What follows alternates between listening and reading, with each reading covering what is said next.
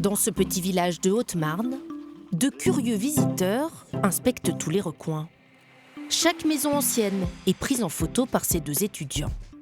Là, je suis en train de prendre en photo la façade, histoire d'avoir un maximum de références pour pouvoir le reproduire en 3D après. Ça nous permet un peu de nous initier au monde professionnel, aussi de nous challenger avec la modélisation 3D.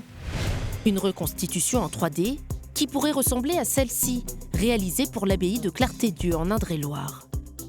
Mais leur professeur veut aller encore plus loin, avec une visite virtuelle. Et vous pourrez vous promener tout comme moi et revoir l'abbaye au temps de juste après la Révolution. On va essayer de reconstituer l'église qui n'existe pas, la grande abbatiale qui est derrière vous et le cloître qui a aussi disparu dans la bataille. Ainsi, on pourra comprendre comment ce village de 360 habitants a pu autrefois être une abbaye. Pour l'instant, il faut faire preuve d'une certaine imagination. Ces deux portes comme ça qui permettaient d'accéder, donc j'imagine, à l'ancienne cuisine qui se trouve ici.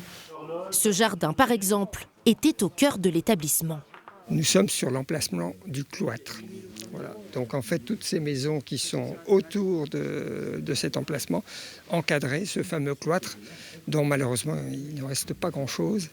Cet habitant passionné d'histoire a reproduit une maquette de cette fameuse abbaye de Poulengy. Le point manquant, c'est l'église. L'église n'existe plus, de même que le cloître qui est juste à côté.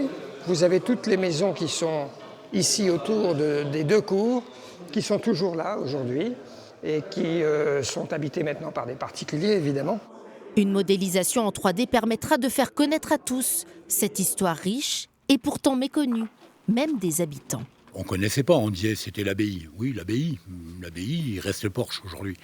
Et si on avait su garder à l'époque, mais ça remonte à 200-300 ans, lors de la Révolution, si on avait su à l'époque garder ces vestiges, peut-être qu'il y aurait une autre activité par rapport au tourisme. Il sera en tout cas bientôt possible de se replonger virtuellement au XVIIIe siècle, jusqu'à l'intérieur de certaines maisons.